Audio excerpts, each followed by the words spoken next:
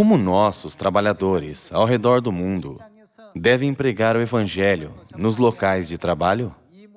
Devemos pensar sobre este assunto. Seja no local de trabalho, na escola ou em casa, Deus disse que estará conosco e nos ajudará. Se voltarmos ao tempo de Moisés, há 3.500 anos, podemos ver que Deus chamou um profeta chamado Moisés para libertar os israelitas do Egito. De quem era a meta de guiar os israelitas para fora do Egito? Era a vontade de Deus. Deus determinou sua vontade e escolheu Moisés para realizar sua vontade mais apropriadamente. No momento em que Moisés foi confiado com esta tarefa de Deus, o que ele pensou? Eu realmente poderei realizar esta grande obra? Ele ficou com muito medo. Então, o que ele disse? Ele disse: Deus, eu sou pesado de boca e de língua.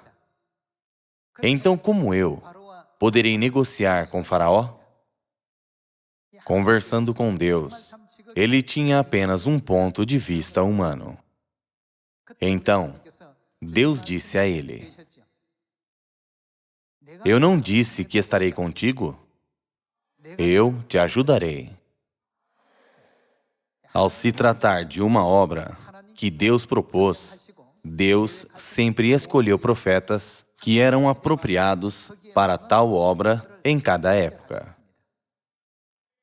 Quando esses profetas escolhidos fizeram o que Deus lhes disse para fazer, tudo foi concluído como Deus planejou. Quando Moisés foi chamado, ele era um pastor que cuidava do rebanho na casa de um sacerdote de Midian. Este era seu status social. Era um pastor contra o rei da nação mais poderosa que governava o mundo inteiro. Quando um pastor disse ao rei: liberte todos os israelitas que estão em escravidão no seu reino, alguém podia esperar o rei aceitar seu pedido? Isso era quase impossível. Isso era algo que nunca poderia ser feito. Contudo, Deus planejou todas as coisas. Eu vou libertar do Egito o meu povo, os israelitas. Moisés, você foi chamado para essa obra. Eu te ajudarei. Então, vá e entregue ao rei todas as palavras que eu te darei. Moisés somente participou do plano de Deus e realizou essa obra graciosamente. Não era o bordão de Moisés que tinha um poder sobrenatural. O bordão era apenas um pedaço de madeira comum. Contudo, Deus permitiu Moisés mostrar vários tipos de poderes e milagres através do seu bordão, certo? Todos os servos egípcios e mágicos ficaram com muito medo pelas obras de Moisés. Através de Moisés, eles começaram a compreender que Deus estava realmente trabalhando, não é?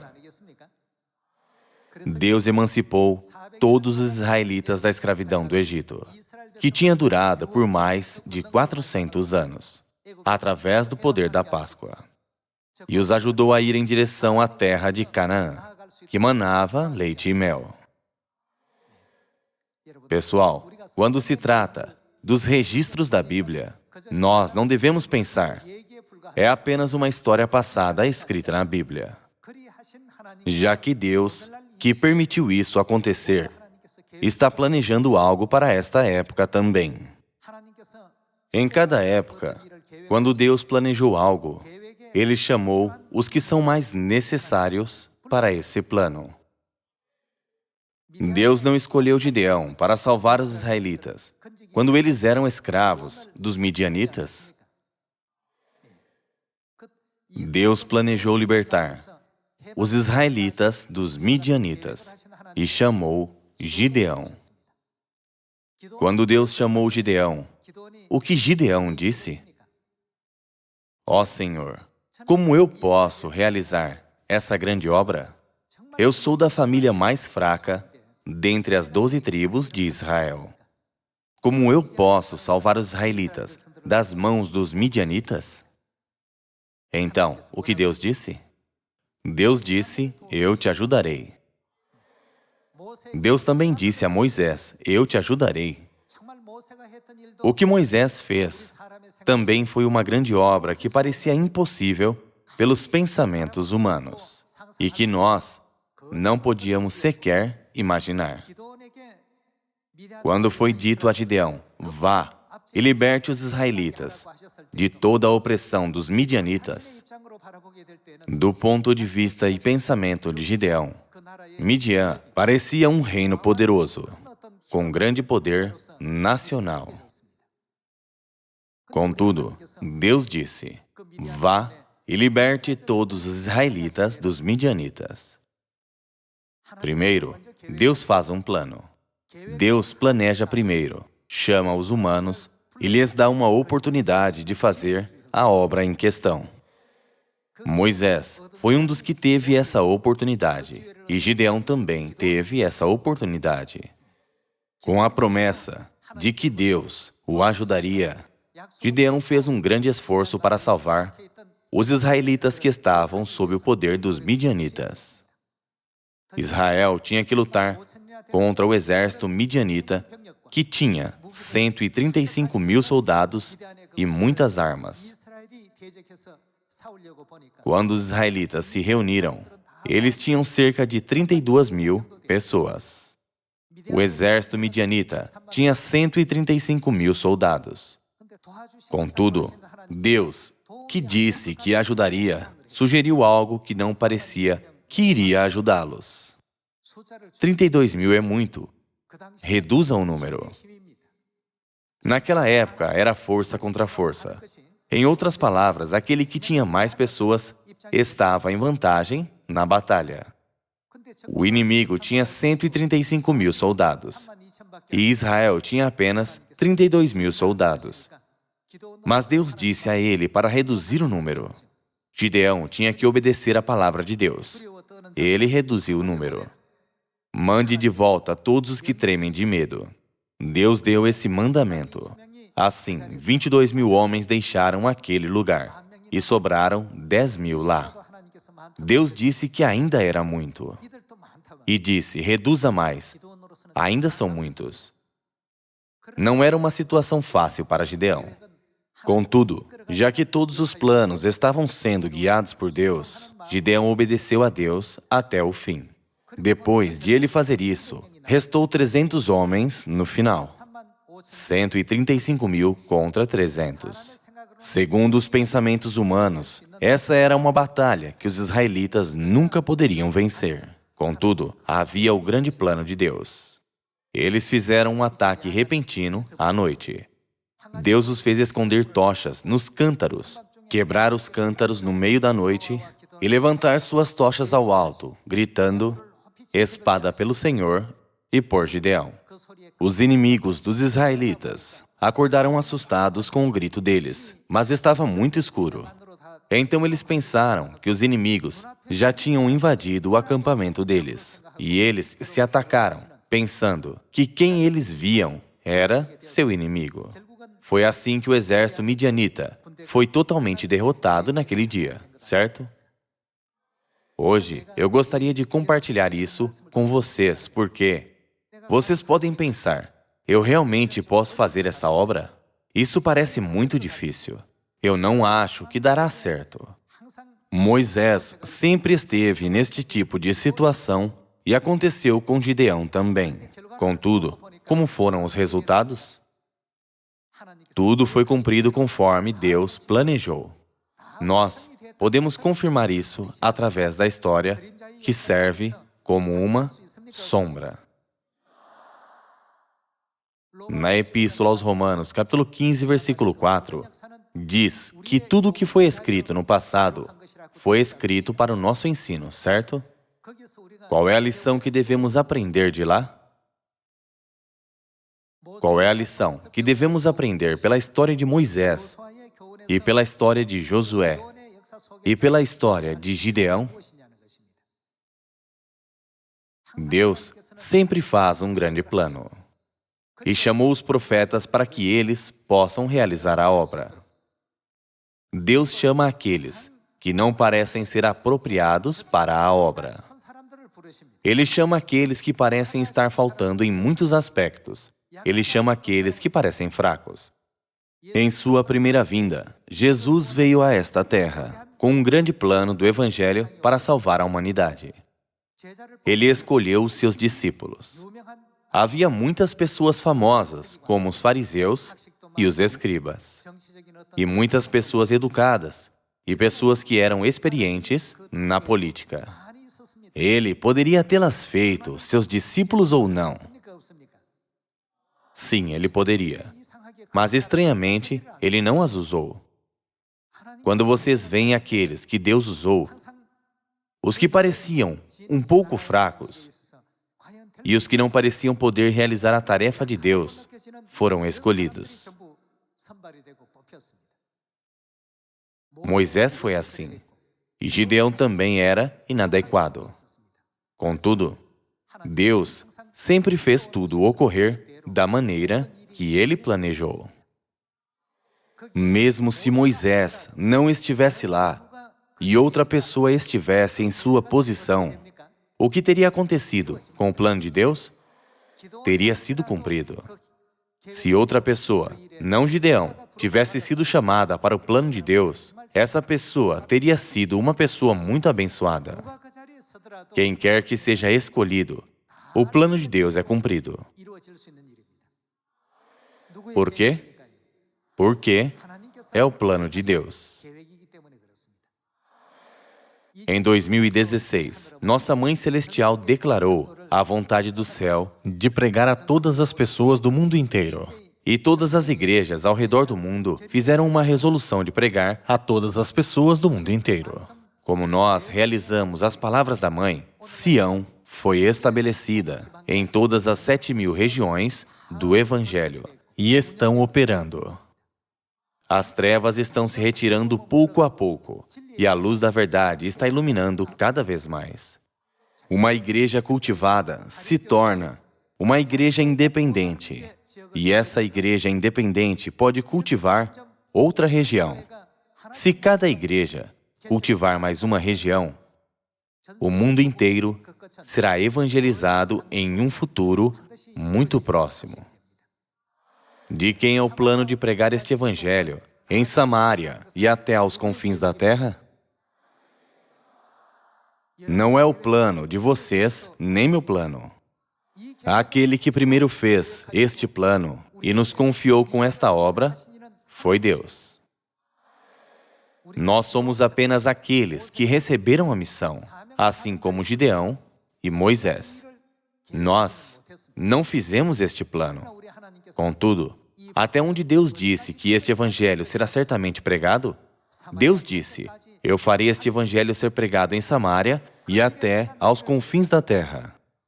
Eu estou chamando vocês para esta obra. Por isso, tornem-se obreiros da nova aliança. No Evangelho de Lucas, capítulo 12, versículo 49, Deus disse: eu vim para lançar fogo sobre a terra e bem quisera que já estivesse a arder.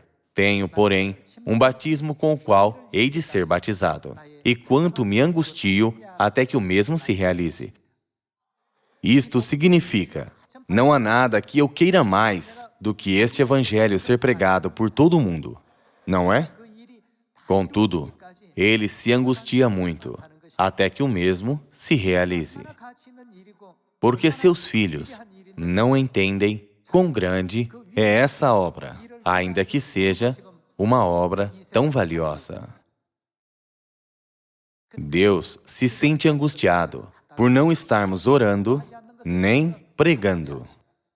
Ele se sente angustiado porque não cremos que as palavras da Bíblia são verdadeiramente as palavras de Deus e que todas as profecias da Bíblia certamente serão cumpridas. quanto me angustio. Todas as profecias devem ser cumpridas. Mas os filhos estão se desviando, sem crer que elas serão cumpridas. E estão desperdiçando todo o seu tempo, enquanto fazem outras coisas. Mas está escrito que Deus nos habilita como obreiros da nova aliança. É por isso que podemos fazer a obra, e então Deus ficará contente. Nesta terra, se existe um trabalho grandioso, que tipo de trabalho vocês acham que é? Os pais do mundo dizem aos seus filhos: quando você crescer, tente se tornar presidente. Você não deveria se tornar ministro? Eu espero que meu primeiro filho seja juiz, meu segundo um advogado e meu terceiro ministro do Tribunal Supremo. Alguns pais dizem aos seus filhos: torne-se um professor quando você crescer. Torne-se deputado quando você crescer. Tente ser secretário-geral da ONU quando você crescer. Dessa forma, os pais têm seus desejos. Os pais frequentemente conversam sobre seus desejos com relação aos seus filhos. E os filhos estudam arduamente e fazem esforços para obterem boas qualificações. Contudo, todos os trabalhos têm prazo, limite de duração. Ainda que alguém se torne presidente, ele não pode ficar nessa posição para sempre, não é? Nós estamos vivendo neste planeta Terra, que é como um grão de pó e que não faz diferença no universo. A pequena Terra está dividida em 5 oceanos e 6 continentes. E nós estamos vivendo em um dos muitos diferentes países. Agora, Deus se angustia porque não vemos a grande obra. Deus diz: o que mais eu poderia querer além de este evangelho ser pregado em Samaria e até aos confins da terra? Vejamos mais um versículo, na segunda epístola aos Coríntios, para ver que tipo de obra Deus nos mandou fazer. Vejamos a segunda epístola aos Coríntios, capítulo 3. Segunda epístola aos Coríntios, capítulo 3, versículo 6. O qual nos habilitou para sermos ministros de uma nova aliança. Quem nos habilitou? Deus fica satisfeito quando nos tornamos obreiros da nova aliança. A glória dos obreiros da nova aliança não pode ser convertida em dinheiro ou fama, porque é de maior valor. Quando não vemos isso, Deus se sente angustiado. Nós devemos poder ver isso e ter um sonho maior. Nós devemos prestar atenção às palavras de Deus, que disse: quanto me angustio por vocês estarem desperdiçando a juventude de vocês e tudo mais, neste pequeno e momentâneo mundo, que é como um instante. Conforme o livro do Apocalipse, capítulo 22, em qual posição Deus disse que nos colocará no dia de voltarmos à pátria celestial? Ele disse que nos colocará na posição de sacerdócio real do reino celestial. Vocês não podem acreditar nisso? Esta terra é muito pequena, menor do que um grão de um milho miúdo. Mesmo se alguém governa sobre todo este planeta, que é como um grão de pó flutuando no espaço, a sua glória não pode ser comparada com a de sacerdócio real. Por isso, Deus fica muito satisfeito quando nos tornamos em obreiros da nova aliança. E isso é o que Ele quer, certo? De acordo com a Epístola aos Hebreus, capítulo 9, versículo 15, a nova aliança contém a promessa de Deus que nos permite a herança celestial. É como um cheque garantido. Por favor, pensem sobre estes assuntos seriamente. No Evangelho de Mateus, capítulo 28, Deus nos mandou pregar este Evangelho em Samaria e até aos confins da terra. De quem é o plano de pregar o Evangelho em Samaria e até aos confins da terra? É o plano de Deus. Deus declarou que cumpriria tudo. O plano de libertar os israelitas do Egito era o plano de Deus. E o plano de salvar os israelitas da opressão dos midianitas era também o plano de Deus. Para esses planos de Deus, Moisés foi chamado e Gideão também. De igual modo, somos chamados para o plano de Deus de pregar este evangelho em Samaria e até aos confins da terra. Quão alegre é isso! Alguém mais poderia ter sido chamado. Contudo, Deus chamou vocês e eu, ao invés de outra pessoa. Vamos dar graças e glórias a Deus mais uma vez. A melhor posição neste mundo é a posição de obreiros da nova aliança. Esta é a posição com que Deus se agrada, que Deus deseja e quer. Todos os pais devem ter o mesmo pensamento. Assim como os pais querem que seus filhos se tornem grandes pessoas no futuro, Deus, nossos pais celestiais também, devem estar preocupados com o futuro de seus filhos, certo? Deus quer que tudo vá bem com seus filhos. Em qual lugar Deus quer que estejamos? Em um lugar que ninguém pode entender, senão Deus. Deus nos colocou na melhor posição e nos abençoou para fazer a obra da nova aliança. Esta obra certamente será feita ou não? Será feita. Moisés disse, "Oh não, eu não consigo. Como alguém como eu pode fazer esta obra?" A obra não foi feita por Moisés, mas por Deus. Como uma pessoa da família mais fraca e pequena dentre as 12 tribos de Israel pôde salvar os israelitas dos midianitas? Não foi Gideão que os salvou. Quem planejou? Tudo o que Deus planejou foi feito. Não importa o que tenha sido. Pregar este evangelho ao mundo inteiro, em Samaria e até aos confins da terra, também é o plano de Deus. Para esse plano, nós fomos chamados, assim como Gideão e Moisés foram chamados.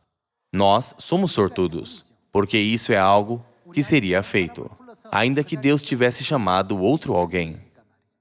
Contudo, Deus disse que nos chamou para tornar isso possível. Além disso, agradecidamente, Deus quer dar a nós o mérito pelo sucesso dessa obra. Vamos dar graças a Deus pela sua vontade. Ao invés de ir pelo caminho que angustia Deus, nos locais de trabalho, devemos nos tornar obreiros do quê? Sejamos obreiros da nova aliança e profetas trabalhadores.